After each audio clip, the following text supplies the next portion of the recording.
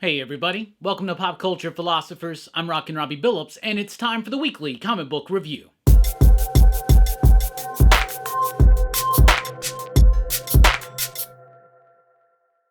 That's right everybody, thanks for checking out the video. I am Rockin' Robbie Billups. This is the weekly comic book review. It's the show where I read a lot of comic books, and I'll let you know what I thought about them. But first, I want to invite you to like this video, share this video, and subscribe to the channel if you haven't already. It really helps us out. But moving along, we always start with the pick of the week, and this week's pick of the week is Ice Cream Man number 32. You know, it's just like not even fair to other comics that Ice Cream Man even exists. This is always almost a shoe-in for the pick of the week because this issue, this series, just continuously impresses me as it goes on. It continues to get deeper. It continues to get more absurd. It continues to be more revelatory. This book is amazing. So you could look at this on the surface and be like, okay, it's another kind of gimmicky issue of Ice Cream Man. It's all about the 28 days like recovery program, right? So each day is a page in the book. So it's about a dude going through recovery. So yes, it's about depression. It's about addiction. We've seen those kind of themes permeated throughout Ice Cream Man. What makes this different? This is more about the cyclical nature of recovery and relapse and how that kind of ties into the seasons of our lives and like the ups and the downs and the way that we kind of go about maybe solving our problems by putting up walls around us. This book reaches deep and it always just pulls off the incredible. An incredibly nuanced book with a resonating theme that will touch all of humanity. This book is absolutely amazing. It's dark, it's unnerving, yet still filled with a tinge of hope because no matter how crappy our lives can be, we're all in it together. So there you go. Ice Cream Man 32, an amazing book. W. Maxwell Prince continues to just deliver every single issue with the scripts. Chris O'Halloran's coloring, absolutely splendid, sickly sweet when it's needed. And Martin Morazzo, who's able to bring life to these scripts through the images and is able to carry those themes across visually, even though that, as unsettling as they may, I love this book. Ice Cream Man's made. It's one of the best comic books of all time. I'm sorry. It just is. And it just gets better. And I'm actually thinking about going back and doing a reread of Ice Cream Man and seeing if I can pick up on a flow, like an overall flow. Because there's also things in this issue that are referencing previous issues. Like recent previous issues and old previous issues. It's all connected. Anyway, now we got Vanish Number One from Image Comics. This is by Donny Cates and Ryan Stegman. This was a really solid comic, so it's not going to change your life. It's not reinventing the superhero comic, but that's what it is a superhero comic book. But it does kind of have a different spin on it, right? So it's about this dude, and he's just like an alcoholic. He's on all kinds of drugs. He's like living on the streets. It's terrible. However, when he was a kid, he saved the world, or so he thought. But now the people that he thought he saved the world from, they're back, and they are lauded. They're touted by the humanity as the biggest heroes, right? And so he now has to become the biggest villain. The book was fun. Ryan Stegman's artwork was great, dynamic, really in that like Greg Capullo kind of image vein, and it perfectly works for it. And the writing's good too. It starts off maybe a bit exposition-y, but it really kind of evens itself out, and by the end of it, I was hooked, and I'm wanting more. So I thought that was a really great debut. Also, we got Creepshow number 1. This is the first part of a, I think, 5 or 6 part miniseries based on the Creepshow TV series on Shudder, which is based on the Creepshow movie by Stephen King and George A. Romero, which is based on their love of the EC comics like Tales from the Crypt. So if you like that kind of vibe, that's what you're going to get here. You got a story by Chris Burnham. I thought that was gnarly. The artwork was great, but the story was great, and it had a lot of punch to it. There's a Paul Dini story in the back, and it's cool, and it's got some charm to it, but it doesn't quite have the punch that the first one had, but both stories in here I really like. So it's a horror anthology in the vein of like Tales from the Crypt, spun straight from the Creepshow TV series based on the movie, which is based on the old comics thing. Tales from the Crypt. Anyway, Creepshow is awesome. Horror fans, rejoice. You're going to like it. 20th Century Men, number 2. This is from Dennis Camp, S. Morian, Aditya Bidikar. I love this book. I think this book isn't, first of all, it's the best bang for your buck. This is an incredibly thick, dense book that will take you plenty of time to read it. It's got violence. It's got this meditation on war, which is going on. It's kind of got this alternate history take on things. It maximizes its space. It's a dense book, thick, filled with gorgeous artwork, and it's only $3.99. And it resonates with me. I really like this book. This book gives me those kind of like Rick Veitch the One kind of vibes, but a little bit more somber than that. But I absolutely love this book. What it is what if Iron Man was a Russian during the Cold War? So this is during the Russians are in Afghanistan and all this kind of stuff. So it's an alternate history take on things, but this world is populated by superheroes, more grounded type of superheroes, but like Captain America's the president of the United States, and Iron Man is the lead general in the Soviet army, and someone has stolen his heart, right? And he's a man in armor, and there's some really great stuff going on, some great subtext, some great on-the-page text. I love it. I think Dennis Camp loves comics, and every book that he's done, him and the team have given it their all, and they always win me over. 20th Century Men, if you liked number 1, I think you're going to like issue number 2.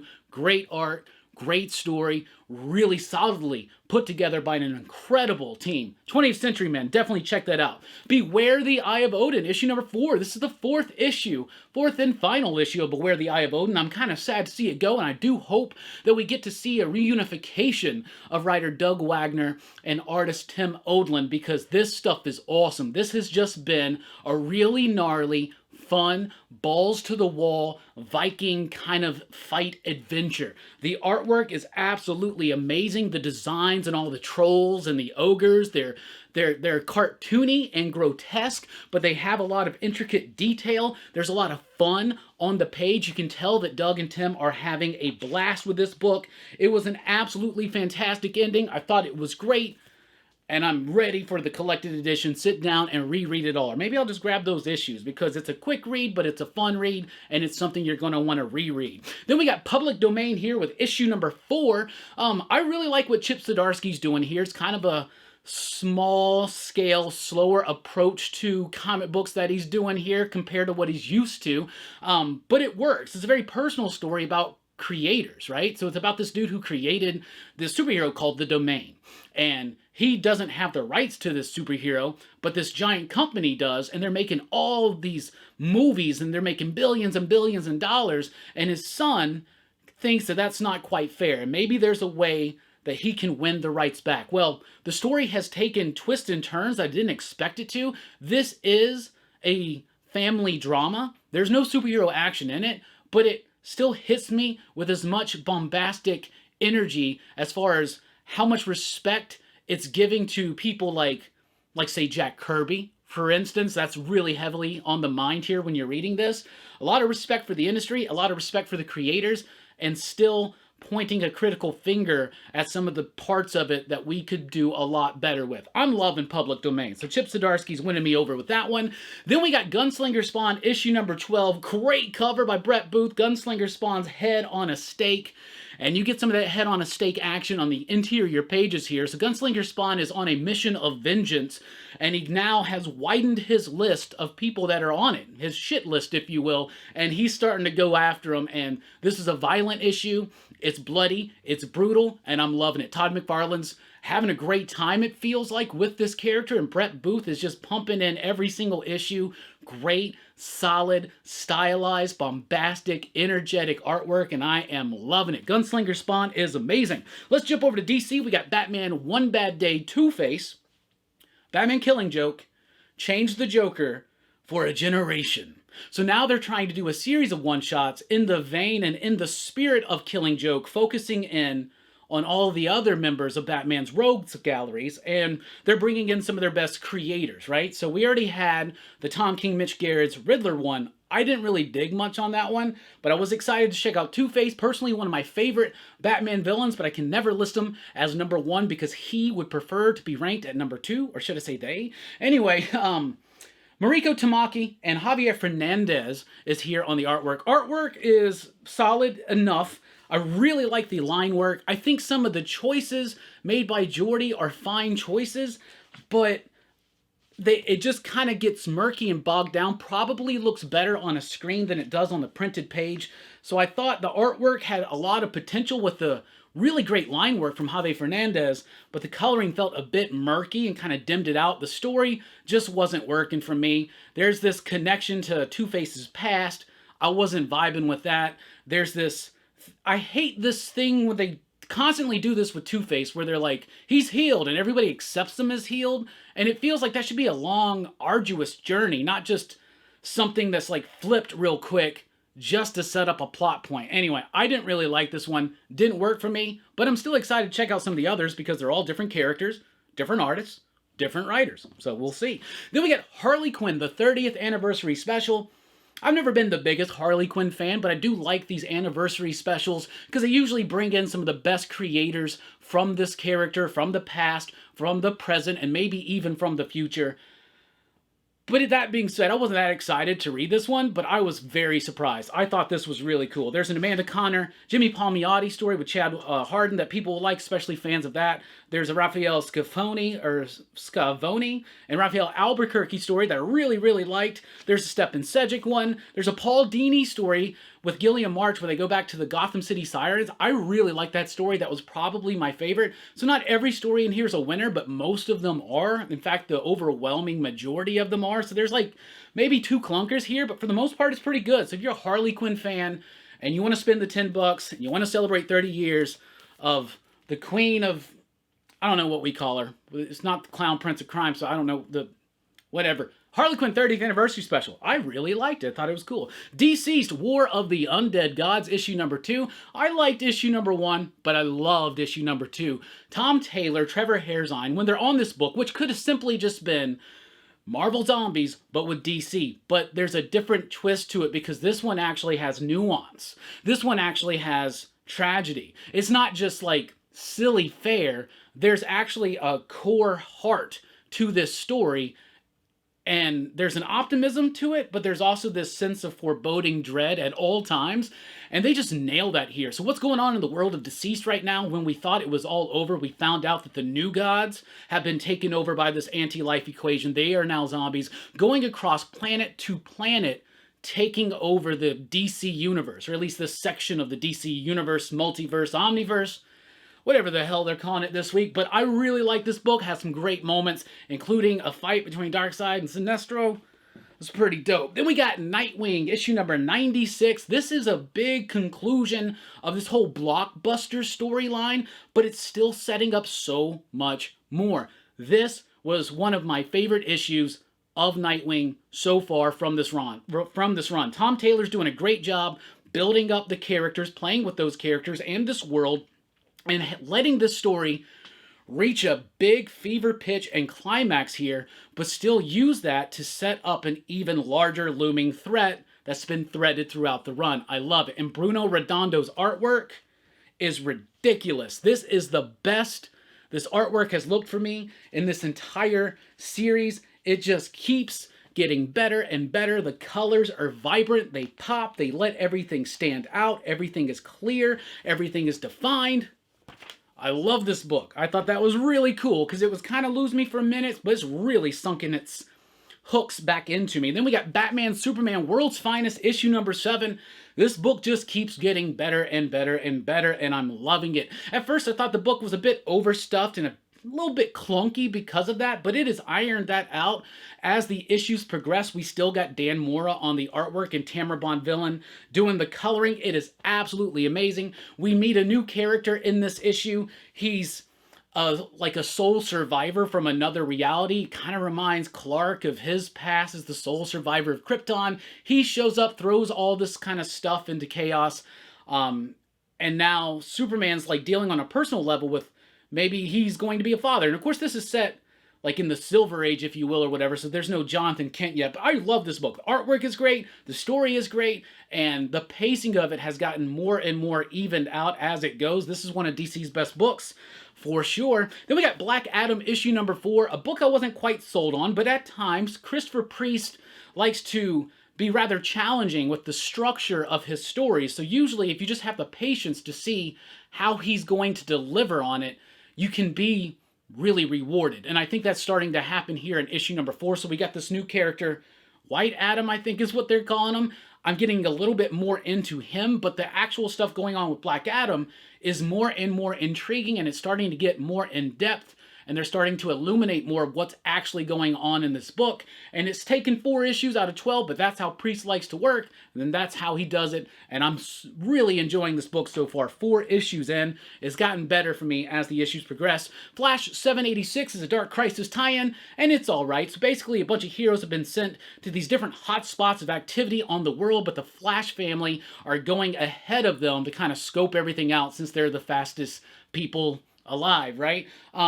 So the book is okay. It has some interesting bits where certain characters are telling other characters certain things that I think may have big ramifications as far as the ongoing saga of the DC Universe, the multiverse, the omniverse, the hyper time, and all that kind of stuff. But it's just a little bit there. It doesn't feel as plugged in or as connected as the run that came right before this, but it was still enjoyable. And Jeremy Adams has been doing a very solid and consistent job on Flash. Speaking of solid and consistent, Duo has been solid and consistent. This is from Greg Pak and Koi Pham, Scott Hanna on the inking, Chris Sotomayor on the coloring. I really like this book. It's about these 2 scientists, they're lovers. I think they're husband and wife.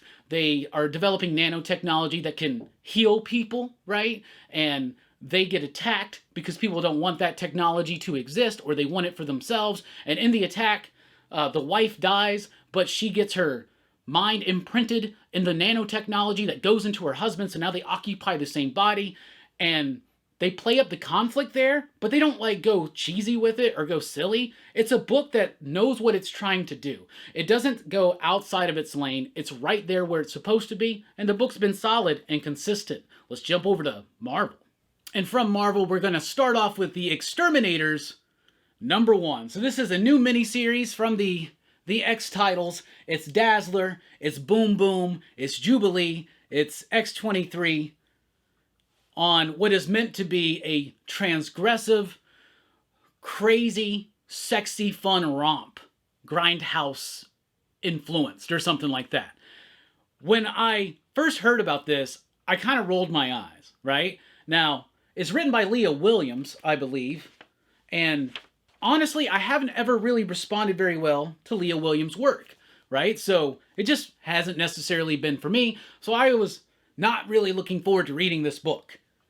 I really enjoyed this book. This book had something that has been missing to me in a lot of the X-Men books. I mean, I stopped reading them several months ago, so maybe they've picked this up. You tell me. But this book has a sense of fun. It's got a sense of bounce. It's not taking itself seriously at all. Dazzler has been dumped by her boyfriend, so she wants a girls' night out. She calls Boom Boom, she calls Jubilee. They go get into shenanigans. The artwork by Carlos Gomez is really solid. I really like it. I like the colors. The colors pop. The book is fun. It's trying to be irreverent. It's trying to be edgy. It's trying to be transgressive. It is not a transgressive comic in the slightest. But it is fun, and it is really refreshing to read an X-Men book that I just was smiling all the way through. Great artwork, some sexy women, having fun, kicking ass, taking names. And it's the best Leah Williams book I've ever read. I loved this book. I thought that was really good. Hell yeah. Then we've got Axe, Judgment Day, number 5, the penultimate issue, but not really the penultimate issue, because there are like 3 or 4 one-shots that are going to be coming in between. I don't know. Axe, Judgment Day, number 5. I read it. I didn't enjoy it. Not for me. Now we got Fantastic Four 47. This one is written by David Pepose. This is an Axe, Judgment Day tie-in, which I follow the Fantastic Four. I will always follow the Fantastic Four. It is my favorite comic book of all time, is Fantastic Four. I love Fantastic Four. New writer coming in, although it's just a brief stint to kind of wrap up this volume of Fantastic Four and tie into Axe Judgment Day. That is kind of annoying because you don't want your books to be derailed by an event. However, when the tie-ins are done properly, they work whether you're reading the event or not. This is an event tie-in that works perfectly well because, yes, it takes place during Axe Judgment Day. Yes, it's referencing that stuff. But the story is its own story, and it's written by David Pepose. I love David's work, Spencer and Locke, Going to the Chapel, his work on Savage Avengers, Scout's Honor, some really good stuff coming out from my man David Pepose, and I was kind of nervous because I like David, but I love the Fantastic Four, and I didn't want him to do my team wrong. Well, he understands all of these characters, he gets their voices true, and he also has a villain in here that really excites me. I love it when this villain is utilized, and so it's an Axe tie-in, but it is its own story.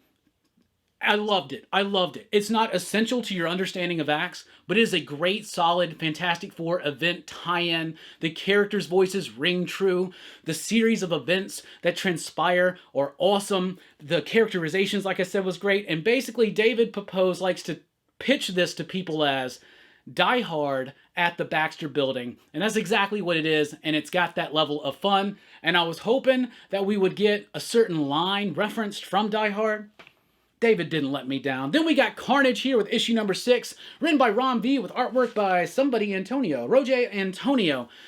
I'm just not really vibing on Carnage, you know? I dig and appreciate the psychological aspect that's going on, but this story's getting really wide and grandiose for Carnage, and it's not quite the Carnage story that I want or expect, and I'm trying to get into the flow of it and enjoy it for what it is, but there's something about it that's just not quite clicking for me. The artwork's okay, the use of language is fine. Ron V is a very solid, talented writer, but there's just something about this direction that's just not super clicking with me personally, but it is one of the better written Carnage runs in a long time, so it's all right. Then we got Iron Cat issue number 4. I'm enjoying this book. This book is fun, right? So Iron Cat is about a former lover of Felicia, has a grudge against her now because she thinks that she killed their former mentor, and now she has stolen the Iron Cat suit. Now she is Iron Cat fighting Iron Man and Felicia, but there's this other villain that's involved, and now we have this big reveal, and the action's going up, but the fun is there too. Jed MacKay is able to thread that line of high stakes, action, superhero type stuff, but also just keeping a good subplot going, keeping good emotional threads going, like connections between characters and stuff. So I really like it. Iron Cat's nice, light, fun, easy breezy, beautiful Marvel comic. Then we've got X-Men Legends issue number 2. This is, of course, allowing older creators to come back and kind of revisit and retell or tell for the first time untold tales from their time at the title. So Roy Thomas has come in for these first 2 issues to do a story that takes place, I think, right before Hulk 181 or right after, something like that. This one was really hard to get through, but I am buying it because that Jim Rugg cover is dope, and I award this PCP cover of the week. So there you go. From Valiant, we have Bloodshot Unleashed issue number 1.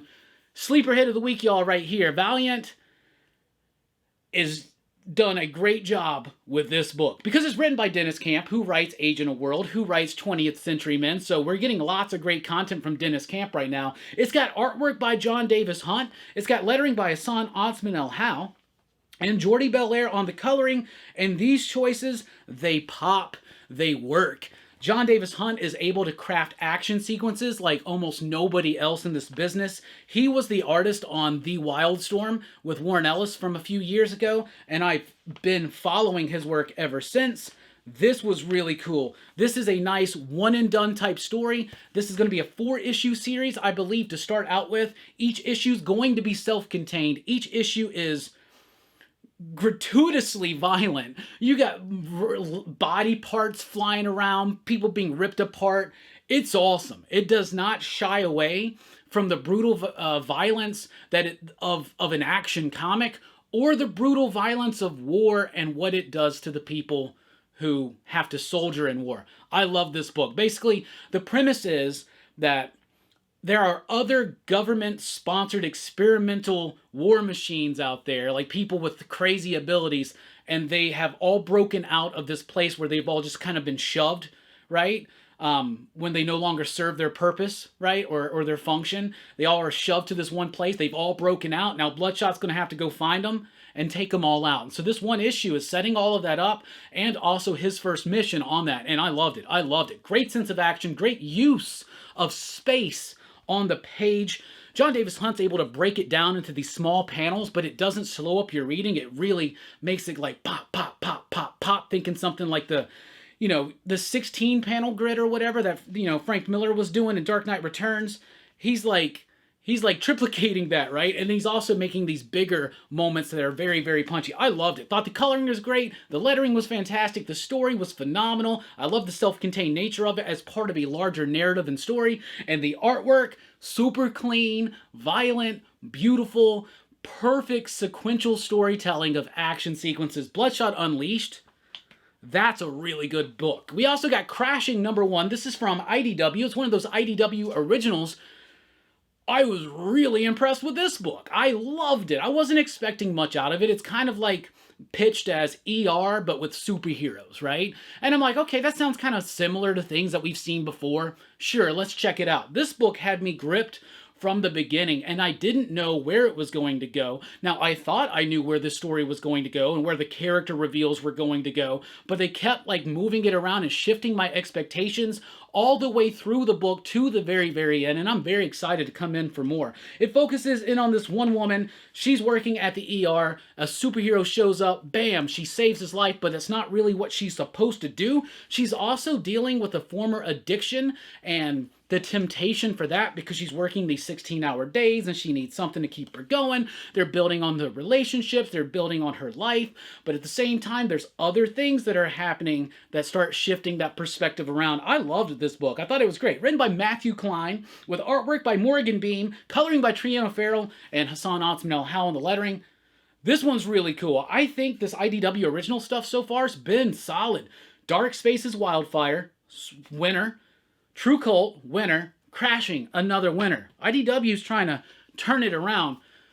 Yusagiojimbo, issue number 31. This wraps up this latest story, which is called The Secret of the Green Dragon. I love the way that this wraps up. Stan Sakai's been doing this book for decades. He is a master of the craft, a master of comics, a master of cartooning, and Yusagiojimbo is such a great book. Now, there is a giant gap in my reading history of Yusagiojimbo, because I didn't read from like the tail end of the Dark Horse run through any of this IDW stuff, right? But I just jumped in just several issues ago, and I'm enjoying it. Now, it's about to move back over to Dark Horse, so we're about to have a new, fresh, clean start. But if you've never read Yusagiojimbo, maybe don't buy just this one issue, because it's the end of a 3-part story. But it's a perfect ending, a very satisfying ending. But I would recommend anybody who likes comics to read Yusagiojimbo. 100%. Then we got the Shaolin Cowboy, Cruel to Be Ken, issue number 5.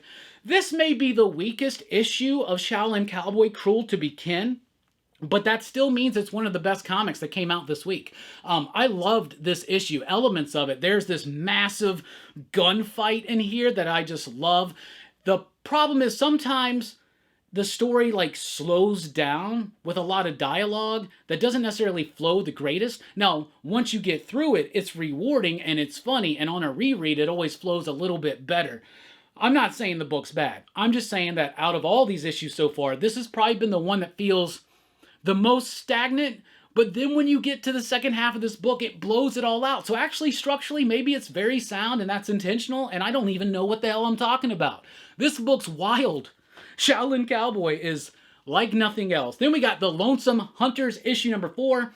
Tyler Crook's doing a good job here. The artwork is a bit dark at times, but I think it actually fits the mood of this story. It's about this old man. He's got this magical sword. There are these like ravens or these crows that are like, I don't know, like ghostly witch-like beings or something, and they're after him, and there's this girl there, and he's trying to protect her, and they're building this relationship. The artwork is great, the story is great, there's a good flow to it, and Dark Horse has got some good books out this week we might need to be paying attention. From Vault Comics, we have Barbaric, Axe to Grind, issue number 2. Another great issue of Barbaric, which is always going to be crude, rude, rambunctious, and ridiculous, because Owen the Barbarian is cursed to always help those in need. He's got an axe who likes to drink the blood of Owen's victims, and he gets drunk on the blood, and they're after all these orcs or whatever. There's this like villain that they were building up to here. And what I really like about this is we have that energy, that rambunctious barbarian energy that we're used to for Barbaric, but we're starting to dive a little bit more into Owen's past, into his connection with this villain, into the connection with his new with this new character we were introduced to who's kind of running around with them trying to help them out. And there's this nice reveal at the end. I really like it. This is an exercised issue, a 3-issue series, just like the previous one. This is going to be a series of mini-series and one-shots, and I hope that Michael Morisi and Nathan Gooden and company continue to do this book, because I love it. It's rambunctious. It's wild. It's so much fun. Then we got Elvira in Horrorland, issue number 4. This is another fun book. Man, when comics are fun, I get so excited. It makes me so happy to talk about fun comics that I enjoyed. Elvira in Horrorland has kind of like a sequel to Vincent Price Meets Elvira, but you don't have to have read that. But at the end of that, she starts going through other dimensions. So she's dimension hopping, but the dimensions are movies, right? So she's in The Shining, or she's in Psycho, and she has to get out of it. It's like that movie Stay Tuned, but with Elvira going through horror films. In this one, obviously, Nightmare on Elm Street, so lots of references to that. And it's not just the first one. They reference Dream Warriors, they reference New Nightmare, and they have a nice kind of tribute and nod to Wes Craven in here. And I love it. Like, you could... We're going to be doing Nightmare on Elm Street for the culmination of Horror Fest this year. So join us live for PCP Movie Night on Monday night, Halloween night, where we talk about the entire Nightmare on Elm Street franchise. But if you just wanted to distill that to 3 perfect movies, a great trilogy, it's Nightmare on Elm Street, the original, Dream Warriors, and then New Nightmare. And that's kind of what they do here, and I love it. This book doesn't take itself very seriously, but it does take the personification of Elvira in these pages very seriously, and they get that right 100%. Real fun book. Then we got Lady Hell, issue number 2. Lady Hell's a chaos character. She's like the personification of death. Something has happened to reality, and now nobody's dying. She doesn't know why. She's trying to get to the bottom of it. She comes across Lady Demon. She finds out the bottom of it. So it was an alright issue. It was decent. It didn't get me quite like the first issue. I actually was rather surprised by the first issue. It had a good flow to it. This one, because it spends most of the issue just kind of telling you the story, it just kind of, it's alright. It's not bad, but it's not as great as I thought the first issue had potential to, but we will see what happens. From Boom Studios, we have The Stuff of Nightmares, issue number 1. This is a glow-in-the-dark Francisco Francavilla cover. This is written by R.L. Stine, so I was really kind of excited to check it out. Really did like most of the artwork. In the beginning, I thought the coloring was great, the artwork was great, but at some point in the middle of the book, some pages come across a little bit more bland and a little bit more boring, and it doesn't help that the story kind of lulches a little bit there, but then you have moments where it really does work. So it's R.L. Stine doing horror, not for kids necessarily, but not necessarily like super mature, but it was fun enough. It was all right. It didn't completely grab me. It's kind of set up a little bit like a Tales from the Crypt thing too, but there was just one story they were telling, so I appreciated it. I thought it was cool. But if you're going to get one of these kind of books this week, I would get the Creepshow book. Then we got Berserker issue number 10. Look at that Kevin Eastman foil cover. That's hella cool. Berserker number 10. I'm lost. I am lost. It's not the story, it's me. So 10 issues over like what, the last year and a half. I've kind of forgotten how we got to where we were and what we're doing. Like, I've just forgotten like the middle parts. Like, I remember all the stuff from the beginning, and I see what they're doing to tie that in. And then by the end of this, I really like the twist, but I'm missing some of the nuance there because my retention is very haphazard right now on Berserker, so I'm going to continue to get them. We got 2 issues left, so. Then we got Wind, The Throne in the Sky, issue number 2. I love the artwork in this book. Michael Dialinus. Brian, you want to correct me on that? The artwork is great, the colors pop, but this one was just a bunch of people talking, so it did kind of slow it up. These are exercise issues too, so it kind of took a bit to read, and there wasn't that much super exciting, and it was almost like they were kind of going over some of the same ground that they were already just going over, but then by the end of it, I'm excited to see what's happening. This is a cool little fantasy story. I'm not the biggest fantasy fan, but James Tynan's really building or winning me over with the world building and with the character building. So I thought that was cool. A new one from Scout Comics this week, we have Eternus number 1. So this one is created by Andy Serkis and Andrew Levitas. So co-created by Andy Serkis. You know what that means? It's probably a pitch for a movie.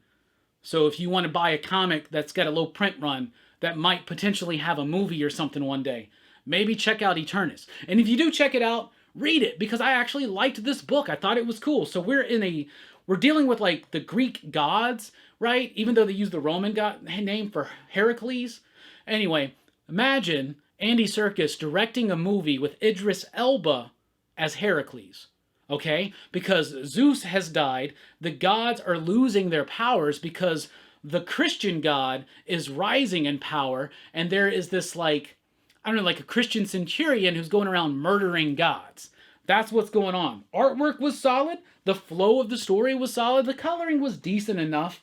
But overall, I rather liked this book. And I thought it had a neat, interesting perspective that we don't typically see on these gods and on these events in history. So I was intrigued. I was very intrigued on that. Then we also have Azaw the Barbed. This one was all right. It's written by Pat Chan with artwork by Rio Burton. It was all right. It had some really, really nice sequences in it. Some really nice coloring.